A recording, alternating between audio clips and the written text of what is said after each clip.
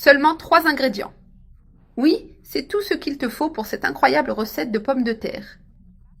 Ici, dans ma casserole, je vais ajouter 3 pommes de terre coupées en dés moyens. Je les ai déjà très bien épluchées et ensuite j'ajoute une cuillère à café de sel bien généreuse. Maintenant, j'ajoute assez d'eau pour recouvrir complètement tous les morceaux de pommes de terre que j'ai coupés. J'allume le feu et je laisse cuire les pommes de terre pendant environ 15 minutes ou jusqu'à ce qu'elles soient bien tendres quand on les pique avec une fourchette. Ensuite, j'éteins le feu et je vais égoutter très bien les pommes de terre en retirant toute l'eau pour ne pas affecter la texture de la pâte. Les pommes de terre sont déjà bien égouttées et sans excès d'eau. Maintenant, je les place dans ce grand récipient et avec un presse-purée, je les écrase très bien, jusqu'à obtenir une consistance de purée ferme et homogène. Ici, elles sont déjà bien écrasées et à la texture idéale. À ce moment, j'ajoute 2 œufs entiers à la purée. J'utilise 2 œufs frais de bonne qualité. Avec les pommes de terre encore chaudes, je commence à mélanger rapidement les œufs pour bien les intégrer et rendre la purée plus onctueuse et bien texturée. Mélange avec une spatule ou même avec une cuillère. L'important, c'est que tout soit bien incorporé. J'ai déjà bien mélangé et les œufs se sont complètement intégrés aux pommes de terre.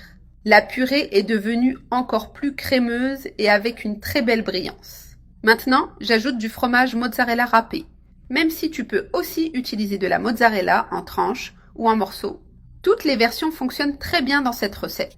Mélange à nouveau jusqu'à ce que le fromage soit complètement intégré à la purée. Remue jusqu'à ce que le fromage soit fondu et complètement incorporé à la pâte. J'ai déjà mélangé tous les ingrédients et le résultat est une pâte ferme, crémeuse et très savoureuse. Maintenant, je prends juste une cuillère généreuse du mélange. La taille peut varier selon ta préférence. Je dépose directement dans une poêle chaude avec un peu d'huile d'olive pour bien dorer. Ces galettes de pommes de terre au fromage sont vraiment délicieuses et très faciles à préparer. Elles sont déjà dans la poêle en train de cuire doucement. Il suffit d'attendre qu'elles dorent bien d'un côté, jusqu'à ce qu'une croûte dorée et croustillante se forme. C'est déjà bien doré d'un côté, donc maintenant je les retourne pour faire dorer l'autre côté aussi. Et regarde comme c'est joli et doré, surtout grâce au fromage. En plus, l'arôme est merveilleux. Essaie chez toi, je suis sûre que tu vas adorer.